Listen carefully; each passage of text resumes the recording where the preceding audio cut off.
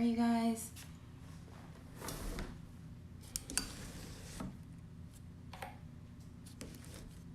Let's bring God into this.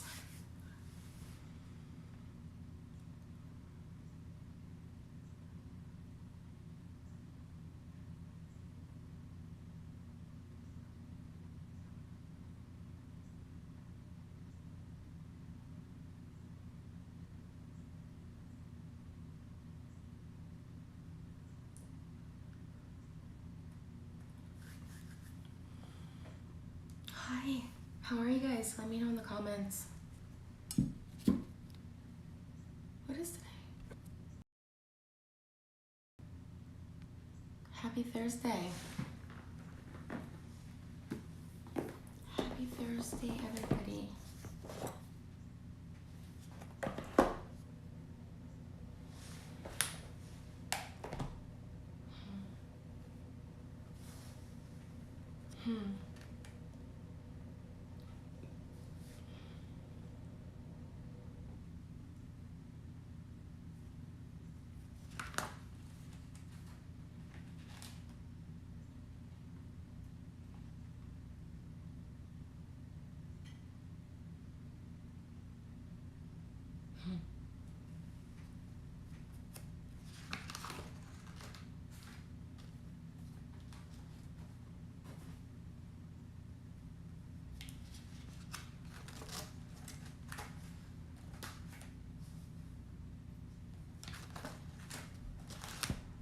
Okay guys, I have no idea what we're doing today, as per usual.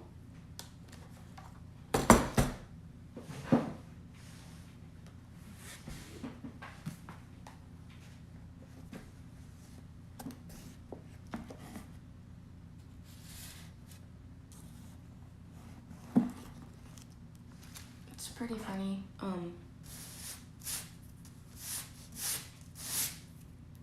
I have so many books.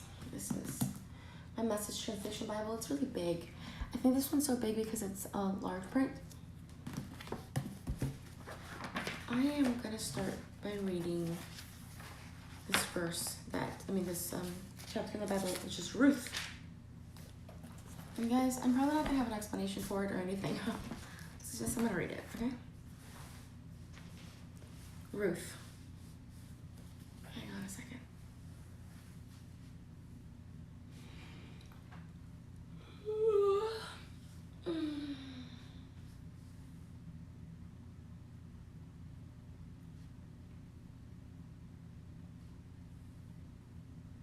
Okay. Ruth. Once upon a time, it was back in the days when judges led Israel, there was a famine in the land. A man from Bethlehem in Judah left home to live in a country of Moab, he and his wife and his 2 sons. The man's name was Elimelech. His wife's name was Naomi. His sons were named Mahlon and Kilian, all Ephrathites, and from Bethlehem in Judah. They all went to the country of Moab and settled there.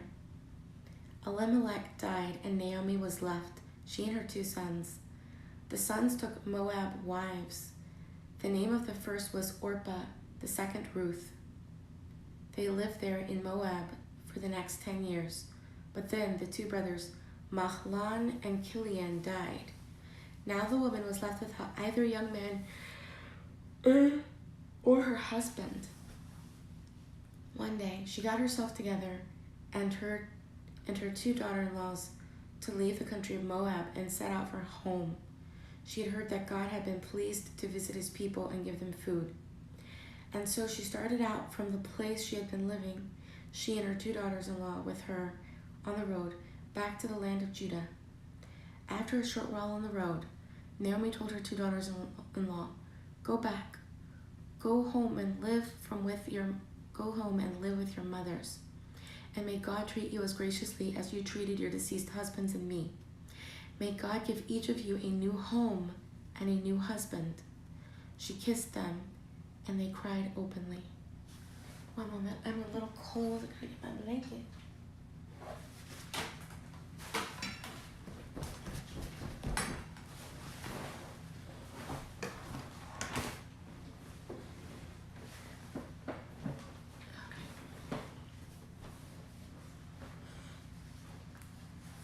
Okay.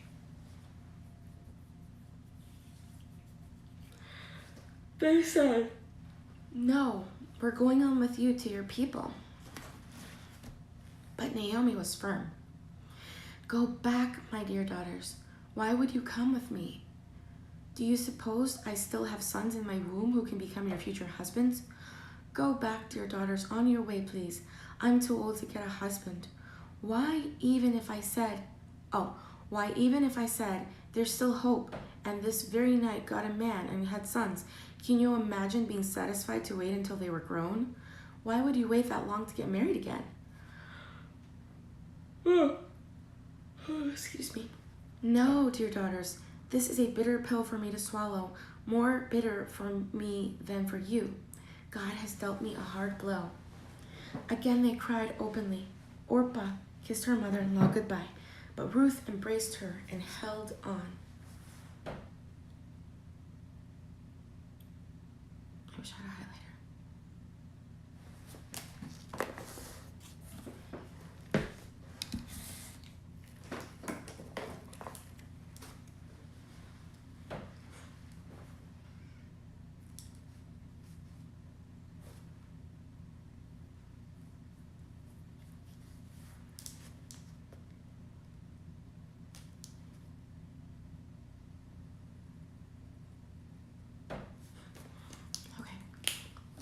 Naomi said, "Look, your sister-in-law is going back home to live with her own people and gods. Go with her." But Ruth said, excuse me, "Don't force me to leave you. Don't make me go home. Where you go, I go, and where you live, I'll live. Your people are my people. Your God is my God. Where you die, I'll die, and that's where I'll be buried. So help me God. Not even death itself is going to come between us." Wow, that's so deep. Wow, I really feel this is so important. I need to read that again. "Don't force me to leave you. Don't make me go home. Where you go, I'll go, and where you live, I'll live. Your people are my people. Your God is my God. Where you die, I'll die, and that's where I'll be buried. So help me God, not even death itself is going to come between us." Wow, that feels really important. Oh, I wish I had a highlighter. I threw all my highlighters away. When Naomi saw that Ruth had her heart set on going with her, she gave in, and so the two of them traveled on together to Bethlehem. Excuse me, you guys, I apologize. When they arrived in Bethlehem, the whole town was soon buzzing. "Is this really our Naomi? And after all this time?" But she said, "Don't call me Naomi. Call me bitter. The strong one has dealt me a bitter blow. I left here full of life, and God has brought me back with nothing but the clothes on my back. Why would you call me Naomi? God certainly doesn't. The strong one ruined me." And so Naomi was back, and Ruth the foreigner with her, back from the country of Moab. They arrived in Bethlehem at the beginning of the barley harvest. It happened so fast that Naomi had a relative by marriage, a man... Wait, what?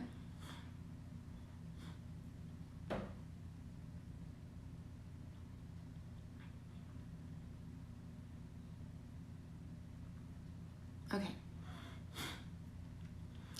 It happened so okay, this is chapter 2.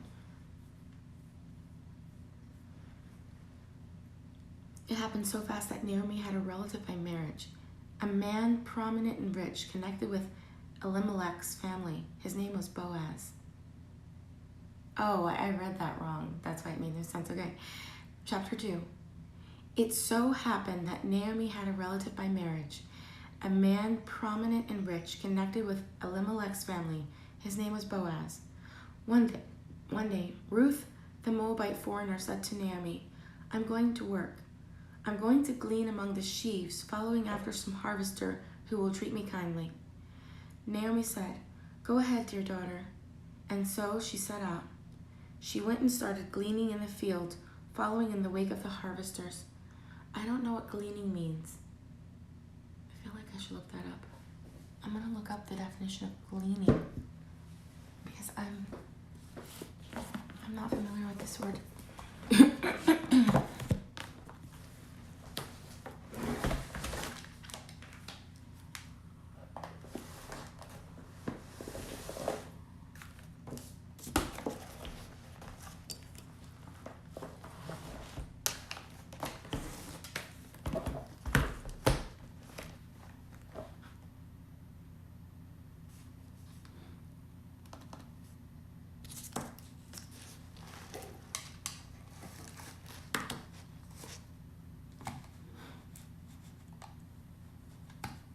See what gleaning is.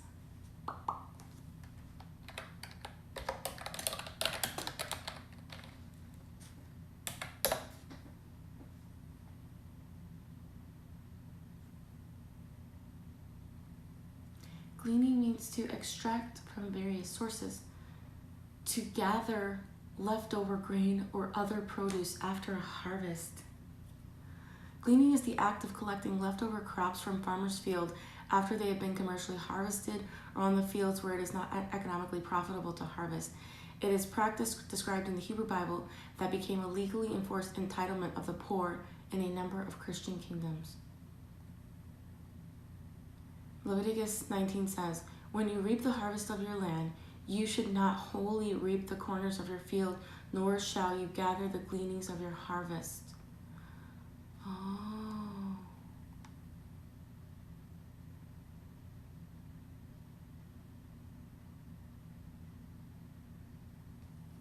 Okay, I understand. So gleaning means to basically to collect the leftovers.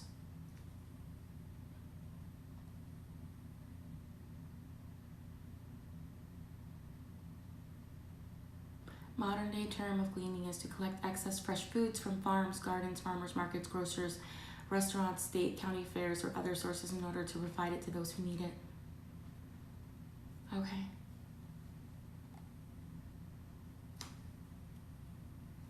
Okay. Thank you for that definition. Okay, let's get back to it. Naomi said, and so she set out. She went and started gleaning in a field, following in the wake of the harvesters. Eventually, she ended up in the part of the field owned by Boaz, so something that poor people did. Her father-in-law, Elimelech's relative. A little later, Boaz came out from Bethlehem, greeting his harvesters. God be with you. They replied, and God bless you. Boaz asked his young servant, who was the foreman over the farmhands, Who is this young woman? Where did she come from? The foreman said, Why, that's the Moabite girl, the one who came with Naomi from the country of Moab. She asked permission. Let me glean, she said, and gather among the sheaves following after your harvesters. She's been at it steady ever since, from early morning until now, without so much as a break. Then Boaz spoke to Ruth. Listen, my daughter, from now on, don't go to any other field to glean. Stay right here in this one, and stay close to my young women. Watch where they are harvesting and follow them, and don't worry about a thing. I've given orders to my servants not to harass you. When you get thirsty, feel free to go and drink from the water buckets that the servants have filled. She dropped to her knees, then bowed her face to the ground. How does this happen that you should pick me out and treat me so kindly, me, a foreigner? Boaz answered her, I've heard all about you, heard about the way you treated your mother-in-law after the death of her husband, and how you left your father and mother and land of your birth and have come to live among a bunch of total strangers. God reward you well for what you've done, and with a generous bonus besides that from God, to whom you've come seeking protection under his wings. She said, Oh, sir, such grace, such kindness. I don't deserve it. You've touched my heart, treated me like one of your own, and I don't even belong here. Oh.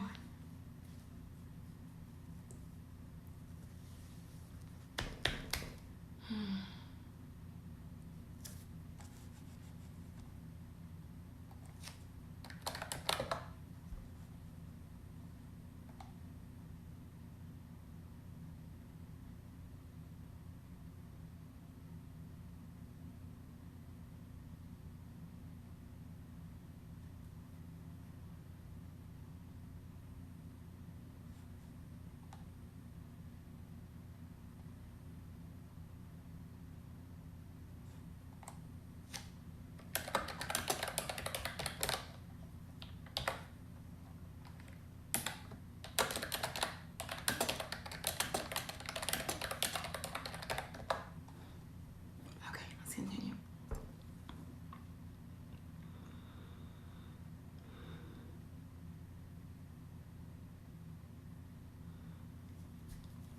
At the lunch break, Boaz said to her, "Come over here, eat some bread, dip it in the wine." So she joined the harvesters. Boaz passed the roasted grain to her. She ate her fill and even had some left over. When she got up to go back to work, Boaz ordered his servants, "Let her glean where there's still plenty of grain on the ground. Make it easy for her. Better yet, pull some of the good stuff out and leave it for her to glean. Give her special treatment." Wow, this is just really making me feel emotional.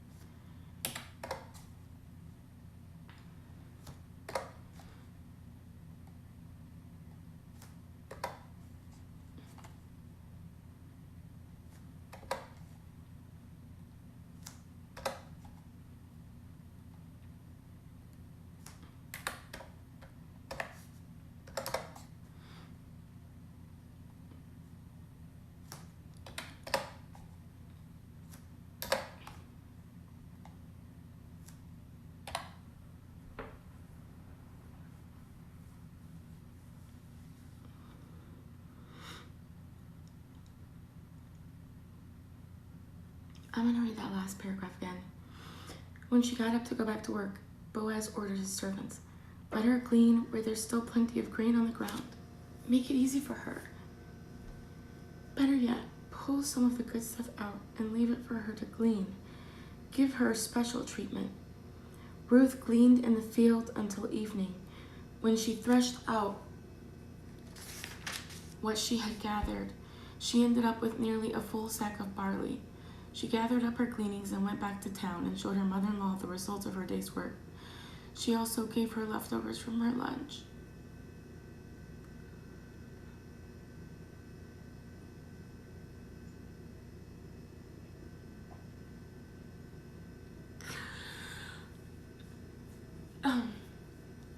This is touching me because I just love this idea of having a hard time and then having kindness shown to you, and just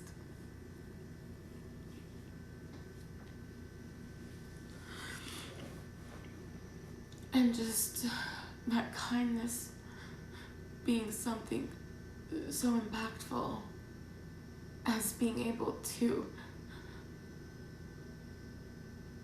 not only provide what you really need for yourself, but to share with someone so important as your mother-in-law who cares about you so much.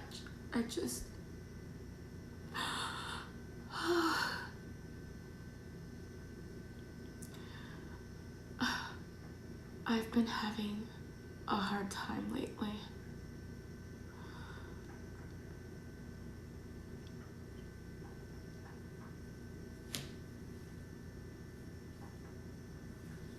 It's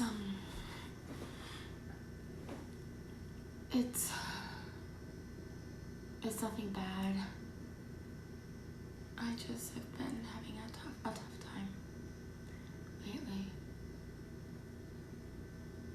And I haven't quite verbalized it.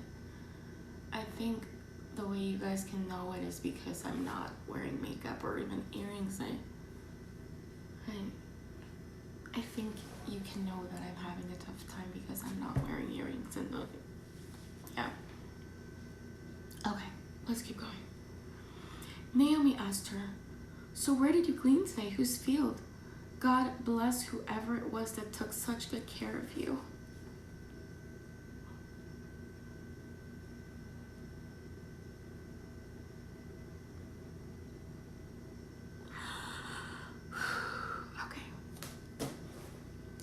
Ruth told her mother-in-law, "The man with whom I work today, his name is Boaz." Naomi said to her daughter-in-law, "Why, God bless that man. God hasn't quite walked out on us after all. He still loves us in bad times as well as good." Naomi went on, "That man, Ruth, is one of our circle of covenant redeemers, a close relative of ours." I don't know what a covenant redeemer is.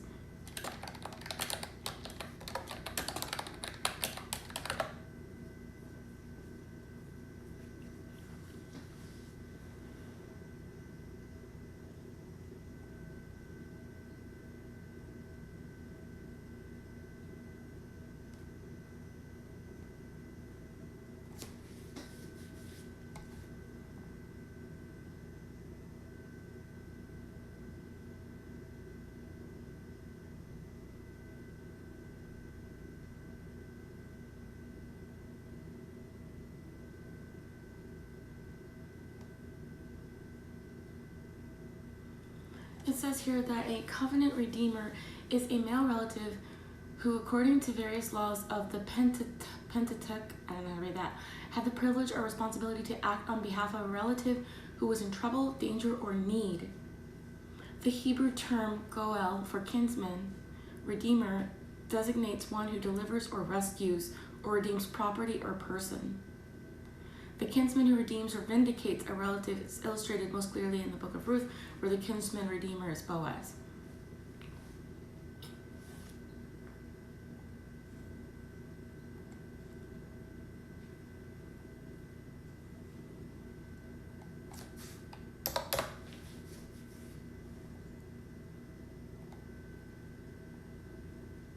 Okay.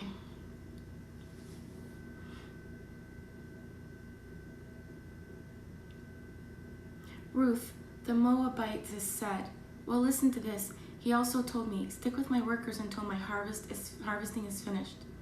Naomi said to Ruth, "That's wonderful, dear daughter. Do that. You'll be safe in the company of his young women. No danger now of being raped in some stranger's field."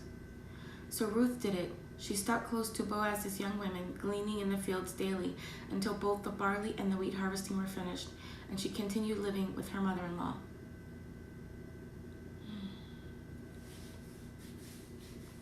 Chapter 3. One day, her mother-in-law, Naomi, said to Ruth, "My dear daughter, isn't it about time I arranged a good home for you so you can have a happy life? And isn't Boaz our close relative, the one with whose young women you've been working? Maybe it's time to make our move.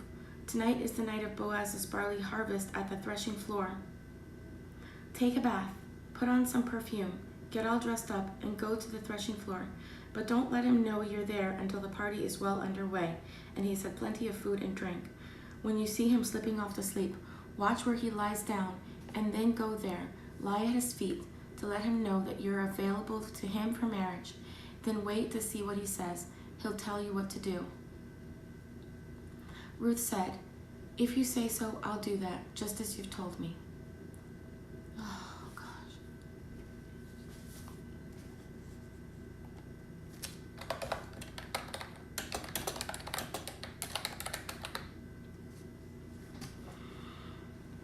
Oof. She went down to the threshing floor and put her mother-in-law's plan into action. Boaz had a good time, eating and drinking his fill. He felt great. Then he went off to sleep. Went off to get some sleep, lying down at the end of a stack of barley. Ruth quietly followed. She laid down to signal her availability for marriage. In the middle of the night, the man was suddenly startled and sat up. What in the world? This woman asleep at his feet. He said, "And who are you?" She said, "I am Ruth, your maiden. Take me under your protecting wing. You're my close relative. You know, in the circle of covenant redeemers, you do have the right to marry me." He said, "God bless you, my dear daughter. What a splendid expression of love. And when you have had your pick of any of the young men around, and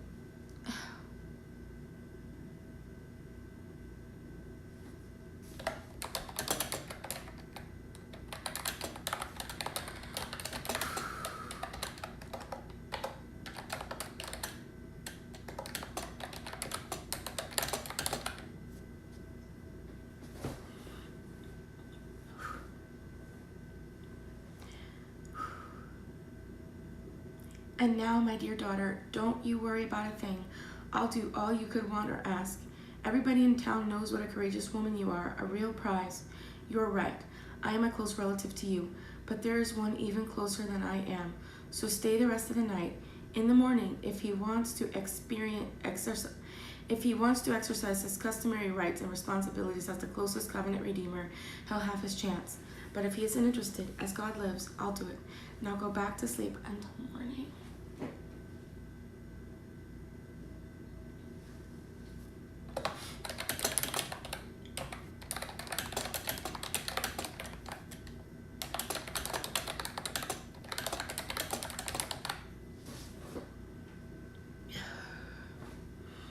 Ruth slept at his feet until dawn, but she got up while it was still dark and wouldn't be recognized. Then Boaz said to himself, "No one must know that Ruth came to the threshing floor." So Boaz said, "Bring the shawl you're wearing and spread it out." She spread it out, and he poured it full of the barley, 6 measures, and put it on her shoulders. Then she went back to town. When she came to her mother-in-law, Naomi asked, "How did things go, my dear daughter?" Ruth told her everything that the man had done for her, adding, "And he gave me all this barley besides, 6 quarts. He told me, 'You can't go back empty-handed to your mother-in-law.'"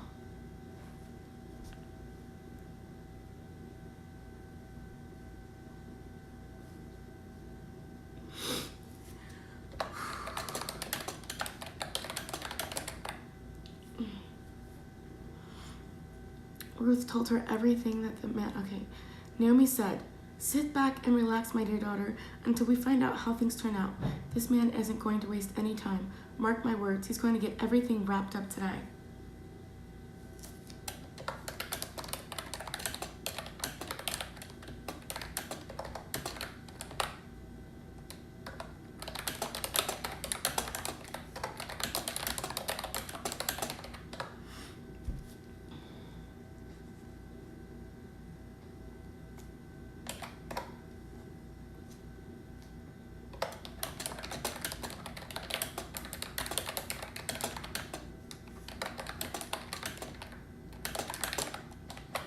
Okay.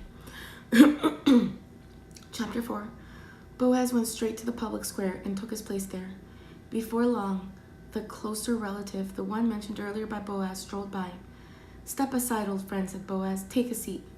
The man sat down. Boaz then gathered 10 of the town elders together and said, "Sit down here with us. We've got some business to take care of." And they sat down.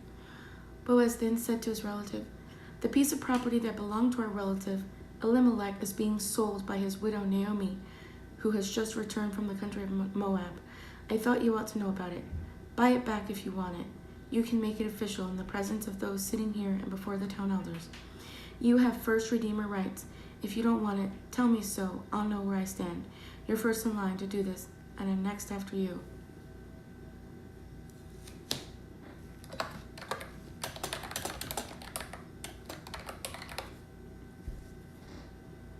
He said, I'll buy it.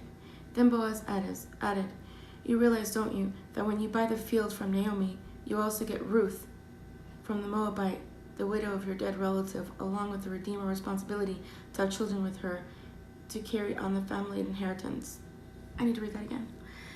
He said, I'll buy it. Then Boaz added, you realize, don't you, that when you buy the field from Naomi, you also get Ruth, the Moabite, the widow of our dead relative, along with the redeemer responsibility to have children with her to carry on the family inheritance.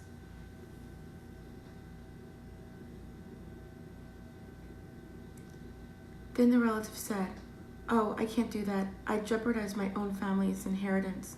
You go ahead and buy it. You can have my rights. I can't do it. In the olden times in Israel, this is how they handled official business regarding matters of property inheritance. A man would take off his shoe and give it to the other person. This was the same as an official seal or personal signature in Israel. So when Boaz's redeemer relative said, go ahead and buy it, he signed the deal by pulling off his shoe. Boaz then addressed the elders and all the people in the town square that day. You are witnesses today that I have bought from Naomi everything that belonged to Elimelech and Kilion and Mahlon, including the responsibility for Ruth the foreigner, the widow of Mahlon, and I'll take her as my wife and keep the name of the deceased alive along with his inheritance. The memory and reputation of the deceased is not going to disappear out of this family from this hometown. To all this, you are witnesses this very day.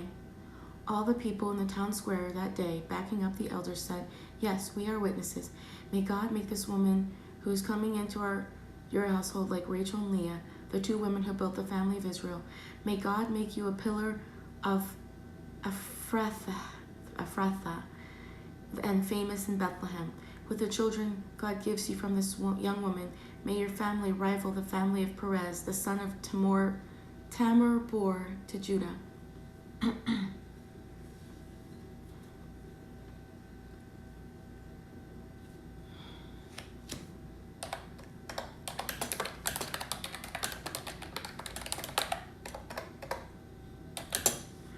Boaz married Ruth.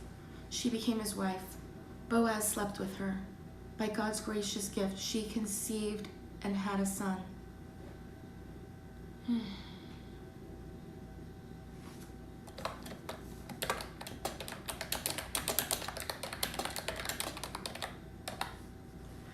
The town women said to Naomi, blessed be God, he didn't leave you with our family to carry on your life. Oh, he didn't leave you without family to carry on your life. May this baby grow up to be famous in Israel. He'll make you young again. He'll take care of you in old age. And this daughter-in-law who has brought him into the world and loves you so much, why, she's worth more than he's worth more to you than 7 sons. She's worth more. Naomi took the baby and held him in her arms, cuddling him, cooing over him, waiting on him, hand and foot. The neighborhood women started calling him Naomi's baby boy, but his real name was Obed. Obed was the father of Jesse, and Jesse the father of David. This is the family tree of Perez. Perez had Hezron. Hezron had Ram. Ram had Aminadab. Aminadab had Nahshon. Nahshon had Salmon. Salmon had Boaz. Boaz had Ebed. Ebed had Jesse, and Jesse had David. Okay, so that was the book of Ruth, which took up our entire time today.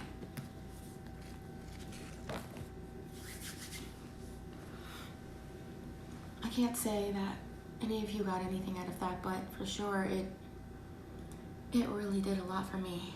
I am pretty speechless. Oh, wow.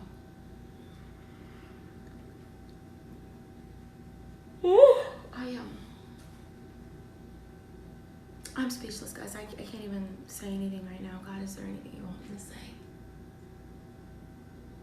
No. Okay, great. Okay, so with that, guys, that's our message for today. Let me know in the comments if you got anything out of that.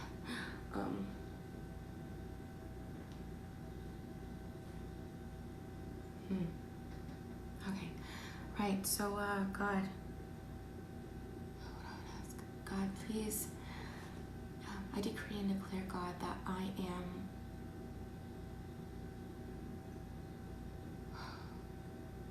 with whom I belong and taken to where I belong. In the mighty name of Jesus. Jesus, I decree and declare that I am with whom I belong. God, put me with whom I belong. Put me with whom I belong, God, and take me where I belong, God, in the mighty name of Jesus. And same for the person listening, God. I decree and declare that whoever's listening and who wants this, they are put with whom they belong and where they belong, God, in the mighty name of Jesus. In the mighty name of Jesus, God. I will see you guys tomorrow at 6 a.m. Eastern Standard Time.